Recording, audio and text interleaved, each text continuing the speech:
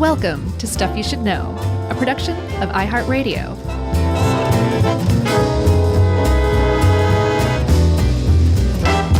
Hey, and welcome to the podcast. I'm Josh, and there's Chuck, and Jerry's here too. And this is Stuff You Should Know, part of the ongoing, never-ending, stupendously outstanding animal editions. That's right. And for us, Friday morning edition, which never happens. We had a little family issue yesterday, and you guys were very sweet and kind and agreed to punt the recording a day. And so now we're in our morning show routine. That's right. I can't even begin to do a morning show host impression. I'd like to, but I can't bring myself to. Who likes lizards? That was pretty good, Chuck. Yeah, and that's probably a morning show person would probably call this a lizard.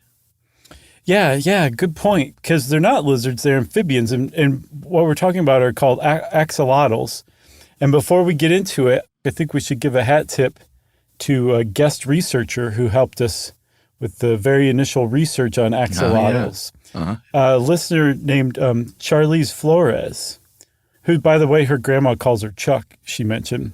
Oh, that's very sweet. She sent us a sweet letter and a picture that she drew. Yes, a picture of her axolotl, Boba. And she told us some pretty amazing initial things about axolotls. And she and her mom, Gabrielle, listen out in Omaha. So thank you very much to Charlize for helping us out with this one. I guess we should also thank Dave Roos, too. Yeah, of course. But Dave's not, like 6 years old? How old was Chuck? She's 10, she just started the 5th grade. Oh, well, I feel like a dummy, too. And I'm a dad of an 8-year-old, and I guess too young. You never know. You never know. You just can't tell at that age. You're like, are you 3? Are you 15? I can't tell.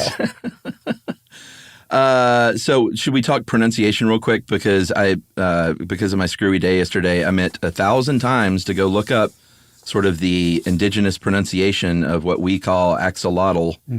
And I failed to, but you were schooling me before we started recording. Schooling in a good way. I got you covered. Yeah. So that very strange-looking word is actually taken directly from the Nahuatl language, which is the language of the Aztec people. And they came up with this. We'll talk. Do you want to just go ahead and talk about that part now? Yeah, sure. Okay, good. So the word axolotl, what we call axolotl, is actually Axolotl, even though it's spelled the exact same way. In the Nahuatl language, ATL is pronounced lut, and X is very often pronounced show. It can also be pronounced wa. It's kind of all over the place. It's like a utility baseball player. It can do whatever. Wow, look at you. And by the way, also, the Aztecs were called the Mexica, and that X is a SHE in that case. So the axolotl, or Axolotl, is named after the Aztec god Xolotl, Xolotl. That's right. The god of fire and lightning, correct? Also, what else? Also the god of physical deformities and dogs and death. And I'm glad we're starting here because this sort of reinforces why the axolotl, by the way, which is a very, very cute little salamander amphibian. I think you did say amphibian. But if you think you haven't seen one, you probably have because they've kind of blown up the internet semi-recently with their cute smiles. But they're very important to the lore and the culture of Mexico because of the Aztec origins. And specifically, this god, Xolotl, who, like we said, physical deformities, fire, lightning, death, and dogs. Right. And so according to lore, Xolotl was escaping Quetzalcoatl, which is Xolotl's twin god sibling. And to escape, he transformed into 3 things. Maize plant, which is Xolotl in Nahuatl language. Agave, which is Mexolotl. And then a salamander, Axolotl. And he still was caught and killed, but I believe by transforming into those things, he made them exist, perchance. So the reason that the Axolotl is kind of like a big deal in Aztec culture is that they were very hyper local to the Aztec people. They were where the Aztec were, and they were a huge food source, a source of medicine, and also, I guarantee, a source of amusement and delight, because I don't care what era or age or epoch you're living in. Axolotls are one of the cutest animals on the planet. They really are. I mean, there's something about that perma-smile that is undeniably cute and affectionate looking.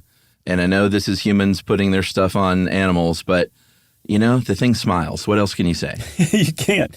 There's nothing else you need to say. But that's the thing about axolotls, Chuck, is, yes, if they were just that cute and it stopped there, they'd still be worth talking about. But they're really, really worth talking about. And this is what Charles Flores was trying to explain to us, is that there's so many other amazing, astounding things about axolotls that this is just one of the most interesting animals on the planet, it turns out. Here's your Disney movie. It's centered around, I'm surprised you haven't done this, quite frankly. It's centered around an axolotl, of course. Yeah. Named Axel. But sure. Yeah, exactly. Perfect. Thank you. And it is, and, you know, Disney movies always sort of, and, you know, Pixar, all that stuff, they always sort of have their larger point to make about emotions or this or that. Maybe this one deals with mental illness, and you have an axolotl that is actually depressed, but smiles all the time anyway. That's awesome. And his little buddies have to help him out and see him through this. Yeah, and like the climax of the film is where he manages to frown. Right, maybe so. That's pretty great, Chuck. Yeah, just to put a sort of cherry on top of the original cultural story, though, when the Spanish came around as conquerors, they were like, oh man, this stuff is delicious. It was, they tried to... They tried to keep a lot of records, at least, of what was going on with the Aztec and like what was important to them culturally. I'm not going to say like so they could respect them or anything like that, but they did keep records and they did learn about the axolotl and learn that it was a source of medicine, and they called it the food of the lords. And there were festivals. It was this. I mean, I don't want to eat one of these things, but they had axolotl tamales. And I like a tamale, so that's the only time I was like, I could eat one of those if you wrapped it up in a tamale. Yeah, but I really couldn't, because all I could see is that smile in my brain. So axolotls are, that would be tough to do, especially if the head's poking out the end of the tamale just looking at you. Oh, man. No, you can't do that. So I said axolotls were hyper-local to where the Big time. Mexica, the Aztec lived. And they lived in like basically on a lake. Like Mexico City used to be an Aztec capital called Tenochtitlan. And Tenochtitlan was built basically on top of Lake, what is it, Texcoco? I think probably Texcoco. Texcoco, thank you. So Lake Texcoco is where the axolotl hails from. And it's a salamander. And there are other salamanders that live in that area. But the axolotl only lived in the Lake Texcoco area. And as the Spanish came along and said, you can't build a city on a lake. What are you, crazy? We're going to go ahead and drain this lake. One of the remnants of that lake was an even smaller body of water. And it's not only a smaller body of water, it's even harder to pronounce than Lake Texcoco. It really is. It's Lake Xochimilco. And friends, look up Xochimilco. It is not in any way, shape, or form, as far as an English speaker is concerned, spelled like it's pronounced. Yeah. It's Xochimilco. But Lake Xochimilco is a very small body of water. It's basically a small system of freshwater canals that are the remnants of Lake Texcoco. And that is where axolotls live now. In the entire world, there's nowhere else, even in Mexico, there's nowhere else you will find an axolotl in the wild except for in Lake Xochimilco. Yeah. And I'm actually going to Mexico City for the first time in November. It's a very cool town. I can't wait, man. And I'm not going to go on a axolotl tour. I don't know if they have those. I bet they do. They do. But they're generally not out during the day. But we'll get to all this stuff as we go, right? Should we start at the beginning? Yeah, I thought we had right. started. Well, historically, the beginning. I just mean the beginning of axolotls as a species, because they are amphibians, like you said, of the order Urodela, and that is all salamanders. The scientific name is Ambystoma mexicanum, which very appropriate. I even know what that means. Ambystoma means blunt mouth, and when you see the axolotl, it kind of has a blunt-looking mouth, so it all makes sense. And in Latin, amphibia for amphibia means double life, and it's called double life in amphibia because, as we all know, amphibians start out in water when they're hatched as little eggs, and they spend some time there as youngins swimming around and using their gills, and then eventually they metamorphosize and transform into a land creature, which means they grow legs, their little tails shrink, and they learn to use their lungs. And those gills aren't useful anymore, and sometimes they even go away altogether, right? Yes, that's a typical amphibian. That's just what they do. Yeah, the gills go away. They start breathing with their lungs, and they live on land. They go from living in the water to living in the land. It's what makes an amphibian an amphibian. Except with axolotls and there's a couple other species of amphibians. Mud puppies, I think, is one that they never leave the water. They're amphibians, but they don't amphibiate, essentially. Yeah. And it's something called Neoteny, which is they stay forever young, just like that Rod Stewart song. Yeah. And another word for it is pedomorphic. And like Rod Stewart. Yeah, exactly. Although, no, that's not true at all. But that means that they, even in their adult form, even in like they're fully grown up, they can reproduce, they're drawing Social Security, they still are not only look like their childhood form, for all intents and purposes, their body inside and out is still in the childhood form. Yeah, they don't drop that tail like other Sallies do. They keep that tail. It's called a body fin because it kind of, once you see it, it kind of looks like it runs up their body. Yeah. They keep those. Well, they keep those legs. Their legs wouldn't go away anyway, but they have those stubby little legs. They do have lungs, and they also still have those gills, which we'll talk about a little more in a second. But they basically breathe almost exclusively through their gills, and they also never use their legs to walk on dry land. So, there's a term in Mexico, Mexican walking fish is what they can be called, which Dave very funnily points out, like, they are Mexican, but they're not fish and they don't walk. So it's a bit of a misnomer. Yeah, just a touch. There's a theory as to why this is going on. Like, why would this happen? This doesn't really make any sense. Like, why would they have legs? Yeah, exactly. That's a great question. And one of the theories is that there was a point in time where they did amphibiate fully and make it out of the water. So they needed their legs. They needed their lungs. They do have little tiny lungs, but they're very undeveloped. So they can survive out of water for a very short time with those little tiny lungs, but not for very long. They're clearly not designed to stay out of water. Yeah. So the idea is that somewhere in their evolutionary history, they spent some time on land, but the place where they lived, either Lake Texcoco or Lake Xochimilco, was such a great environment for them, so ripe with food, so abundant? No, what's the opposite of abundant? Oh, scarce? So there were such scarce predators. It was just a perfect place to live. Man, a golden age to be an axolotl, I would say. And so they stayed in the water, and at some point in time, those genes got frozen in some individual organisms, and those got passed along, and those gave us axolotls. And Chuck, also, may I retort to myself? Sure. So that is one theory. My theory, which I would like to share, is axolotls are only about 10,000 years old as a species. Okay. They basically evolved from other salamanders that they live among. And they haven't fully, I believe, evolved into an entirely separate species. They can still procreate with other salamanders.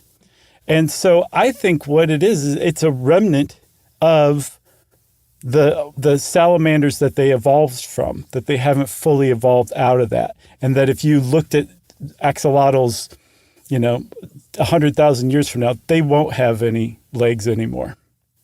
And this is, is this out there at all? Is this all you? I'm putting it out there, baby. Okay. So they used to mate with their other salamander friends. And they still can. Like Rod Stewart. That's right. That's right. He's had 1 or 2 salamanders in his time. All right. I like it. That makes sense to me. Thank you. In 100,000 years, we'll know for sure. Right. Right? Yeah. Once the Earth is a big flaming ball of hot gas. Oh, yeah. It'll have come and gone by then. All right. So maybe we should take a break. I think that's a good setup.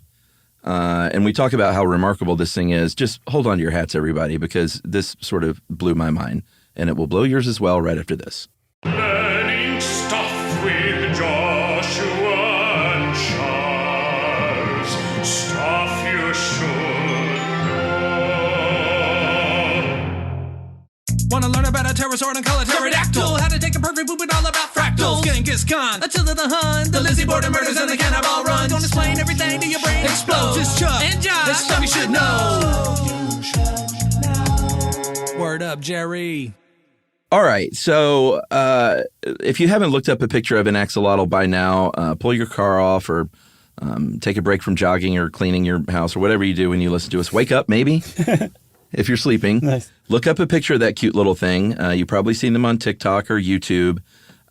You've probably seen a bunch of very colorful axolotls. Mm-hmm. And those are bred specifically to sell as pets in those amazing colors. That is not what color they are in the wild. They are dark brownish, sort of greenish, or really, really black. And kids don't want that. Kids want a hot pink one. And so humans have made that possible. Right. They want the Barbie version of axolotls, the Barbie edition. Well, we all do. We want Barbie versions of everything, don't we? Yeah, for sure. So there's pink, and the pink is usually pretty pale, but I would say their faces can be kind of hot pink. Yeah. White ones, pale yellow, lavender, that's my favorite. Yeah. Mottled green, gray, and they also have glow-in-the-dark ones, which are a little bit misnamed because it's not glow-in-the-dark. They glow under UV lights because they have the same genes that some jellyfish do, and they were bred into them. This is not a natural thing, although apparently they can spontaneously generate that gene in the wild, weirdly enough. But the upshot of it is if you have a glow-in-the-dark axolotl and you're showing it off with the black light, how it glows, you actually don't want to do that very much because you're blasting them with UV radiation and their skin is so delicate, it's actually really bad for them. Yeah. And if you're a teenage boy and your mom is in the room, you don't want to do that anyway. Right? What do you mean? I'm not catching that one. That's all right. Adults will understand. But or most adults. I'm an adult.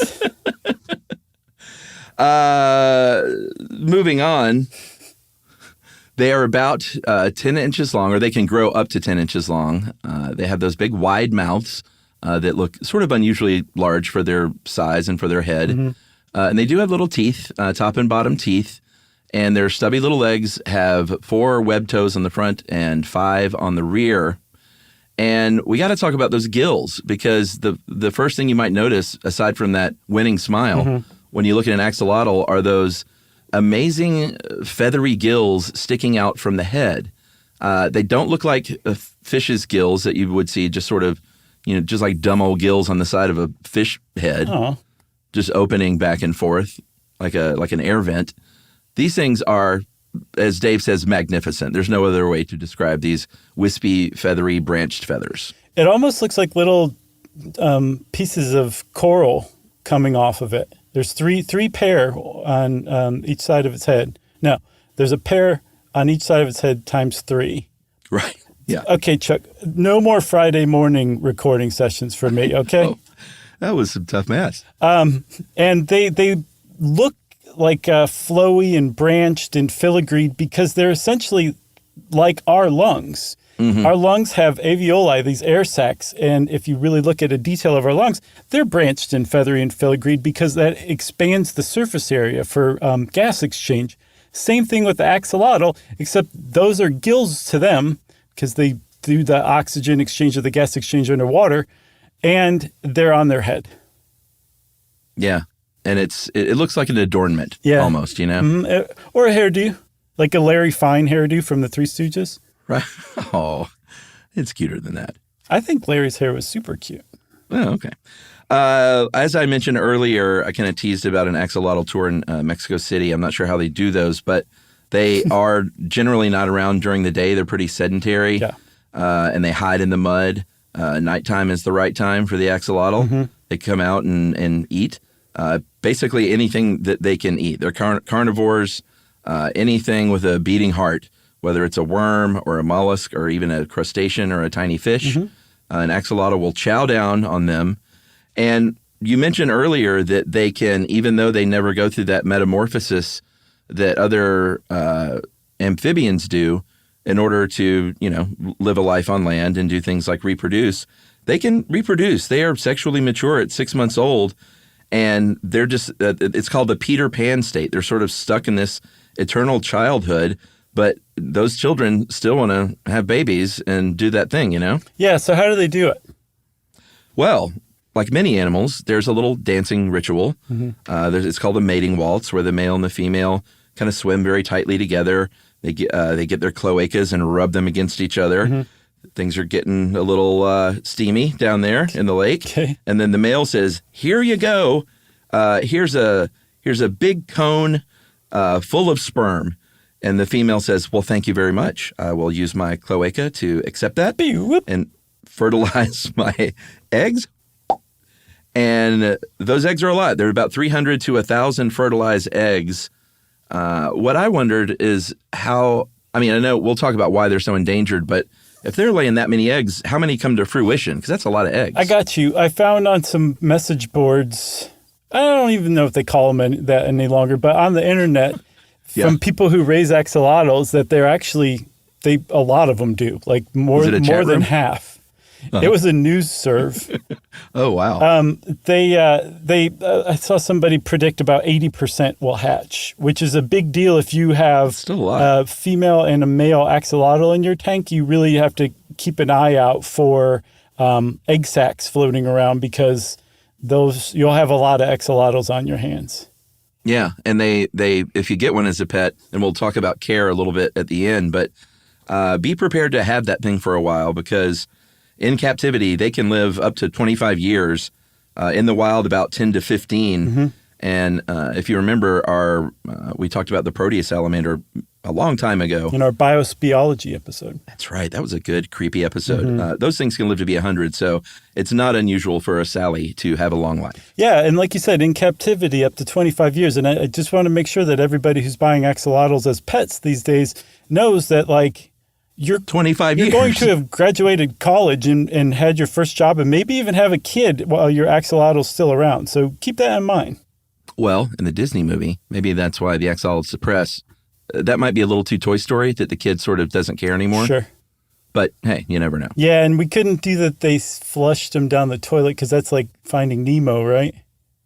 Is that how Nemo got back into the wild? I feel like that happened at some point. I could be making that up, though. It kind of drifted in and out of some of those, He just zoned out. Well, a lot of those I really like, but then, when you have a kid, you're watching so many, sometimes you're working and, you know Nemo's down there, but you don't remember how he got there. I liked Finding Nemo overall. But moment to moment, I didn't like that movie very much. But the whole is greater than the sum of its fishy parts? Yes. Yeah. Well put. All right. Well put. All right. All right. So we haven't blown your mind yet. Everyone's like, all right, they don't metamorphosize. Not the biggest deal in the world, guys. Here's where the mind-blowing stuff comes in. Overall, salamanders and newts can regrow stuff. They can regenerate tissue. They can regrow a tail. We all know that. Sure. They can regrow a limb. That's fine. And they come out usually okay. It's no big whoop. But the axolotl can... Well, you know what? I should read actually what Stephanie Roy says. This is a researcher from the University of Montreal. Can you do your Stephanie Roy impression while you read it? Sure. Here we go. You can cut the spinal cord. She sounds a lot like me. Yeah. You can cut the spinal cord, crush it, remove a segment, and it will regenerate. You can cut the limbs at any level. The wrist, the elbow, the upper arm. This all sounds very sadistic, by the way. Yeah. And it will regenerate, and it's perfect. There's nothing missing. There's no scarring on the skin at the site of amputation. Every tissue is replaced. They can regenerate the same limb 50, 60, 100 times. Parentheses, trust me, I've cut off a lot of legs of axolotls, in parentheses. And every time, perfect. Yeah, and what's crazy is, like, this continues throughout their life. Like, they can do this when they're very young. They can do it when they're very old. Apparently, the only change is that it just takes longer the older they are. But that new leg, that new tail, it's as good as new every time, no matter how old they are. And that's pretty mind-blowing in and of itself. It gets even crazier than that, Chuck. Let's hear it. In addition to, like, extremities and limbs and tails and stuff, they can do the same thing with organs. Yeah. And, like, important organs too, like the heart and the brain and their spinal cord. They can regrow it good as new every time. Yeah. It's really amazing. And if you think they should study this stuff to see if humans, could potentially do something like this with a little help from axolotl stuff, Right. They are studying this stuff and they've already found some pretty good breakthroughs, but axolotls are very, very valuable to study. And what they've learned so far as these limbs go and other things is you get that little limb cut off or something, and the cells nearest to that limb wound differentiate immediately. So that means it's sort of like a stem cell. That means they can become any type of cell kind of instantaneously, and they form a little pile around these undifferentiated cells, and that's called a blastema, or then helps you to visualize it more. It's also called a regeneration bud. So it's like a little plant bud or something, basically. We scar up like dummies. There's your problem. We form scar, like I cut off your arm and you're going to start forming scar tissue. Axolotls say, no. We're going to grow that thing back with this blastema.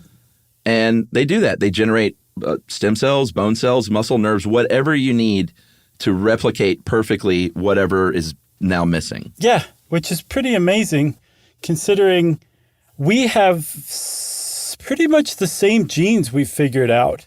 The axolotl, so they sequenced an axolotl genome in 2018.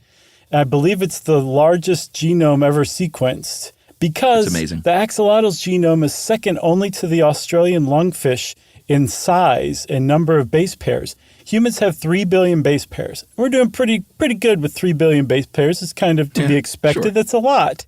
Axolotls have 10, almost 11 times the number of base pairs that humans do. 32 billion base pairs in their genome.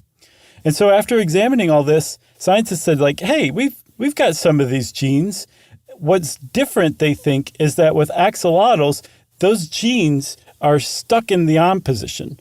Either they never make the hormone that would turn those genes off, or they continue to produce the hormone that keeps those genes on. Regardless, the fact that those genes are turned on in them makes them able to just regrow like brand new every time throughout their life.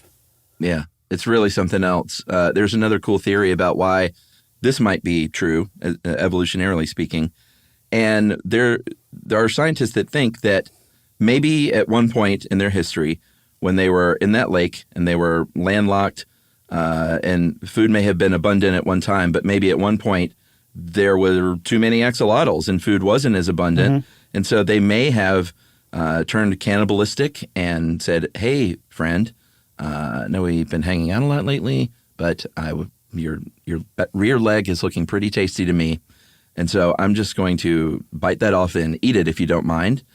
And that happened so much that the axolotls who thrived were the ones who could grow those limbs back quicker and survive. Yeah, which makes sense. Not bad. I don't have a rival theory for that one. Ah, shoot. I could make one up real quick.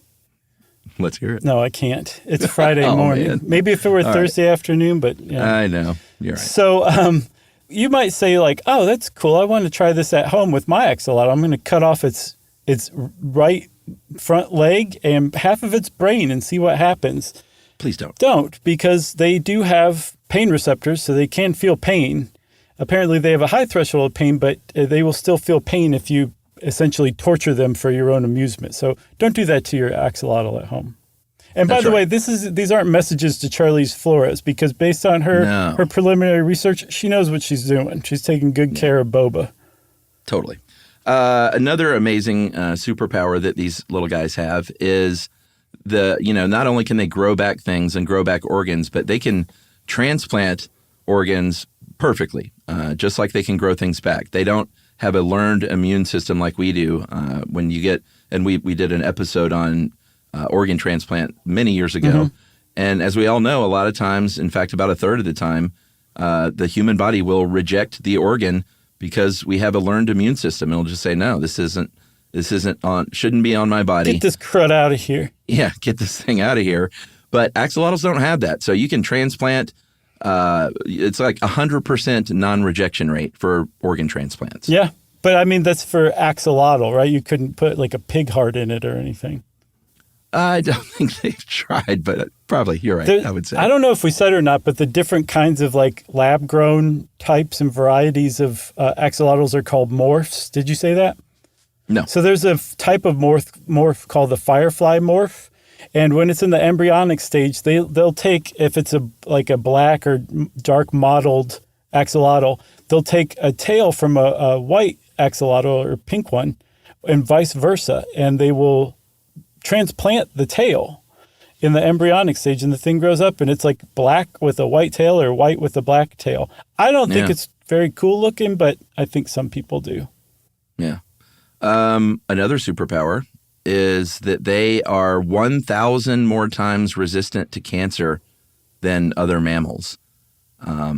It's pretty amazing. And again, researchers are studying this because, could the cure for cancer potentially be in these cute little Sallies? And, you never know. They have treated breast cancer patients with axolotl egg serum, and it halted the growth of cancerous tumors. So you never know. Yeah, they looked into it, and they think what happened was that the axolotl juice reprogrammed the tumor-suppressing genes that had been turned off epigenetically, went in and turned them back on. And so the tumor-fighting proteins and hormones were able to fight that tumor and stop it from growing.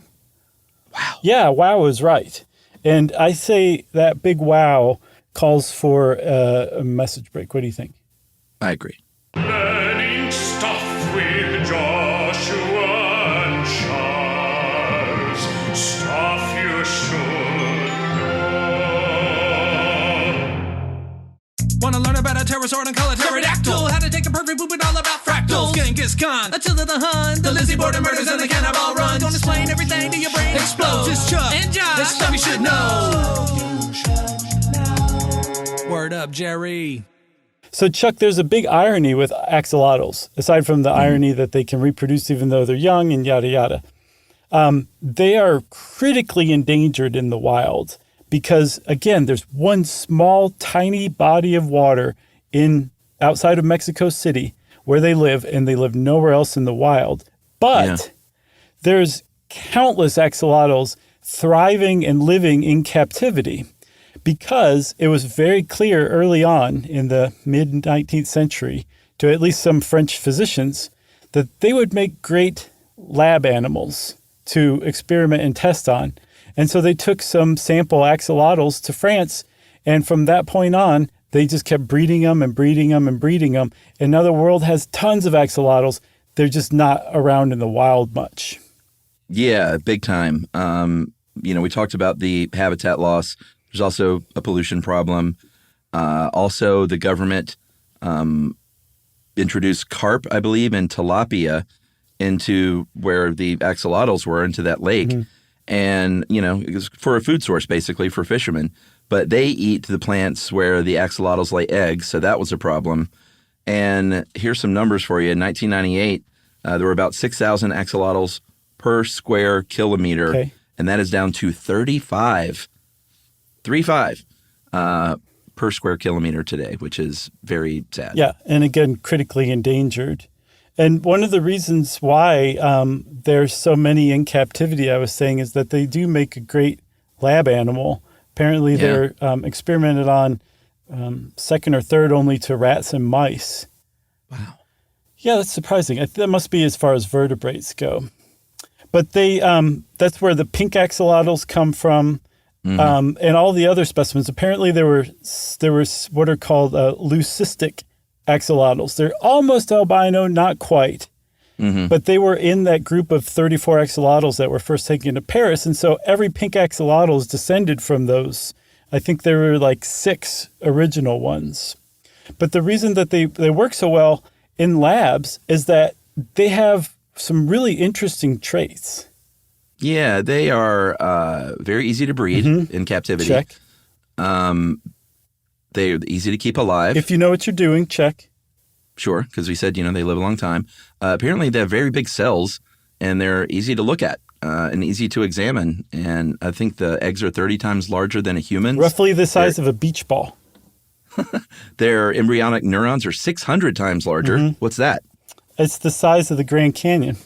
Okay. In Big Macs. Sorry. Right. And they're just ideal model organisms for the lab, and so that's why, and because of their superpowers, that's why they are studied a lot. Yeah, so we found a few things from them already. We've figured out how organs develop in vertebrates, including us, because like I said, we realized when we scanned their genome that we have a lot of the same genes. We use those genes to grow limbs ourselves and lose our tails ourselves while we're in utero. But after we're born, probably right before we're born, those genes get turned off. So we've figured out, thanks to the axolotl, how those genes work and which ones are important. We figured out how spina bifida works and where it comes from. And thyroid hormones. You wanted those isolated? Axolotls got you covered. Yeah, it's pretty amazing. Did you already say that the fact that they're growing like tons and tons of these in a lab doesn't mean you can just throw them back in a lake because they have a shortage there, right? I did not say that. Well, I just said it because that's what I was thinking this whole time I was researching it was, well, why then, since they are critically endangered, can't you just release, tens of thousands of these? But it just doesn't work that way. These morphs are bred for the lab. They're not bred for that lake. And it apparently just doesn't work. It'd be like moving your city cousin in with your country cousin. That's right. Like you might have a decent sitcom on your hands, but it's only going to last a season or two. That's right. It all falls apart on Super Tuesday. Exactly. So, they can't do that. That's not to say that they won't find a place where they could introduce them to the wild. It's just apparently taking them back to where they're from or where they originated is not on the table. Yeah. And if you're wondering, well, what are they doing? They are trying, because the axolotl is such a culturally important thing, scientifically important animal. It is a flagship species that they designated, I think, semi-recently, which helps obviously protect it. They are now building sheltered areas that don't have those grass-eating tilapia. They're blocking them out so they can lay those eggs safely where they had for, eons. Actually, how long is an eon? I probably misuse that. I don't know. Let's say I'm sure I'll get an email. Pretty long time. Okay, pretty long time. The tour guides and the locals have all been, educated and trained on best practices for like fishing and doing those tours. And, hopefully all that stuff makes a difference and really sinks in, because it is a beloved cultural creature. So beloved, in fact, Chuck, that in 2020, Mexico said, hey, everybody, check out our new 50 peso bill. And everybody's like, oh, it's pretty cool. All right. And then they said, no, turn it over. Right. And everybody turned it over. They're like, there's an axolotl on the back of the 50 peso bill now. And Mexico's government said, yep, pretty cool. Yeah, every time they do that trick, they put it on the wrong side and just say, watch this. Yeah, exactly. I tell them to turn it over. It kills. What's funny is the axolotl appears to be floating above the water, weirdly. Yeah. It's a strange jam, but it's cute as a button on the back of the 50 peso bill. Yeah, I agree. And also, shout out to Minecraft. That's a game that my daughter is obsessed with now, as many youngins are. Mm-hmm.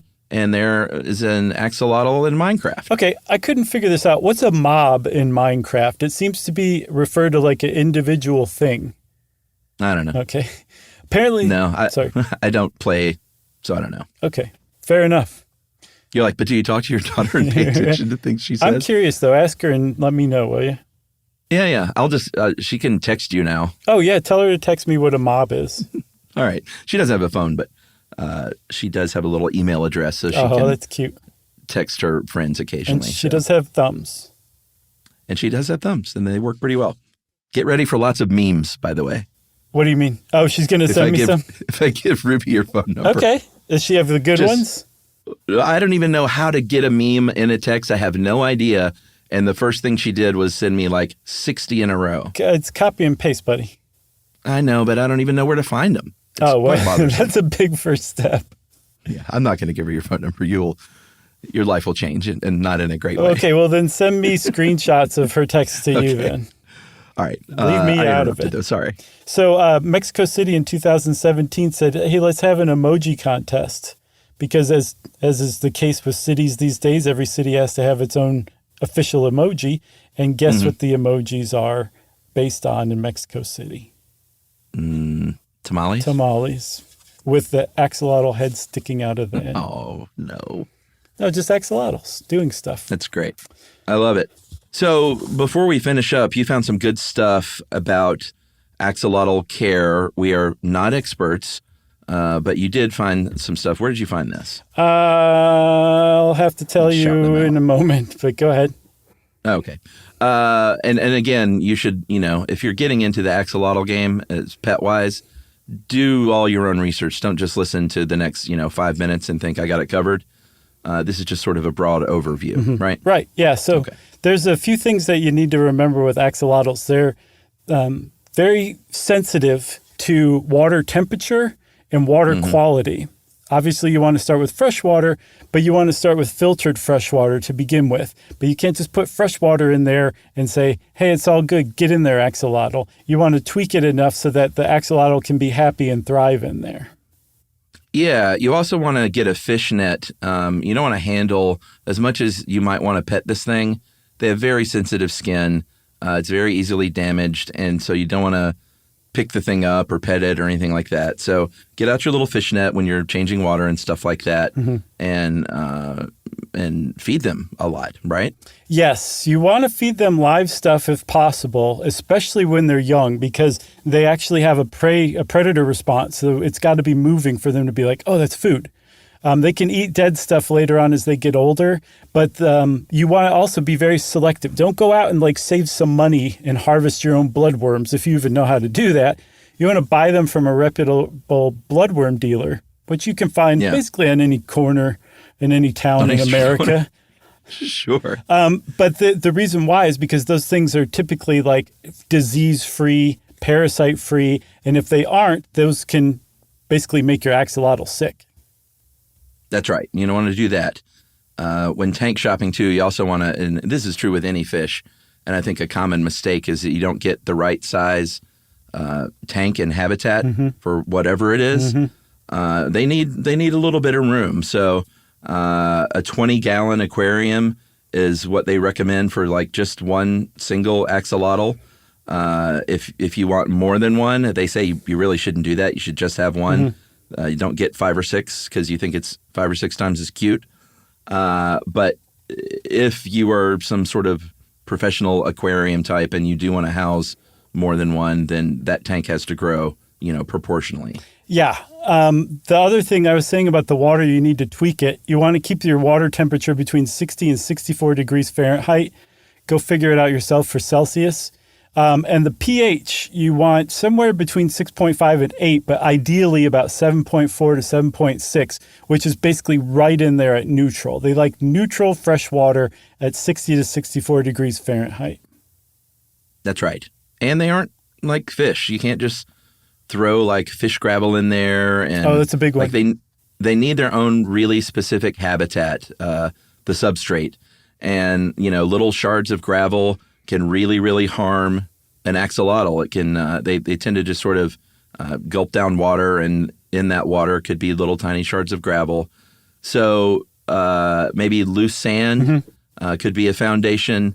Definitely don't just think get a fish tank and fish tank stuff and it'll work for your axolotl. Yeah, and some people say, well, I'm just not going to put anything down. I'll leave the bottom of the tank bare, which your axolotl won't cut their skin on anything, but they'll also be freaked out because everything's so slippery. So sand is a good thing, and they also can burrow into sand if they're nervous or scared or want to sleep too. That's right. There's a lot more out there. By the way, that was from the Atlantic City Aquarium. They know what they're talking about. And you should probably do a lot more research before you actually get your axolotl and set its tank up.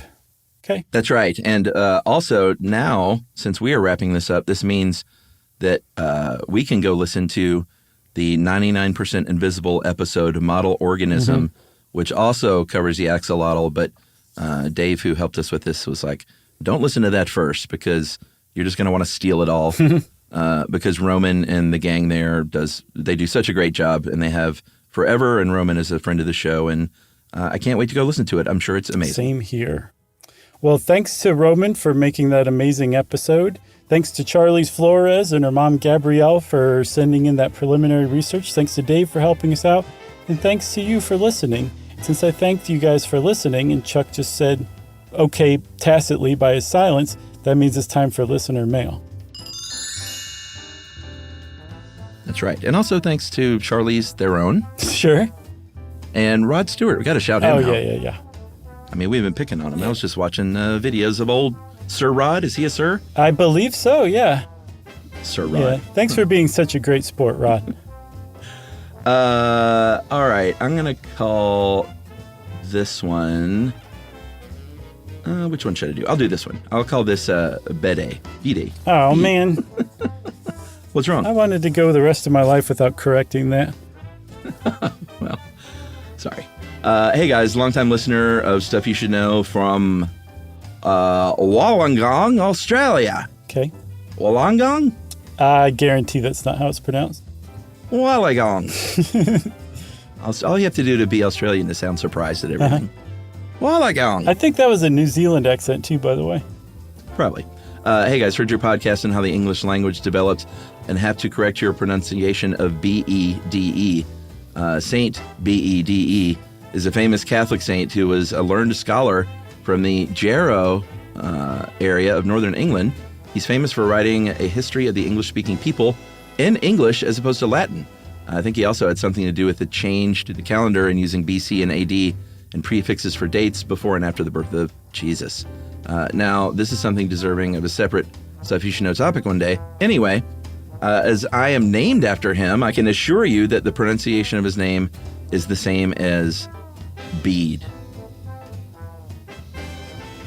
Is that a disappointment? Yes, it's a disappointment, but I'm not even convinced. I mean, that's what Bede says.